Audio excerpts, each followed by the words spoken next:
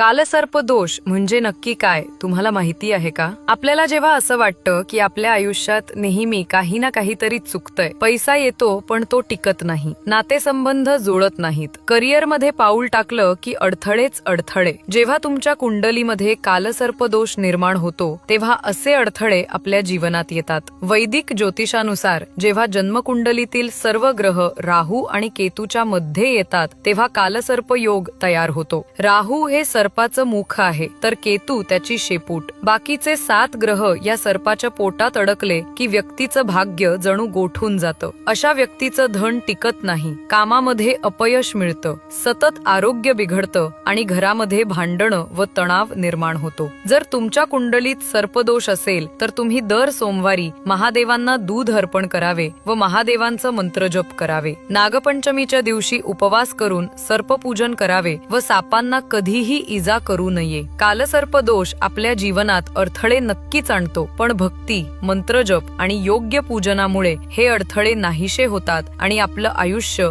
सुवर्ण संधींमध्ये बदलतं.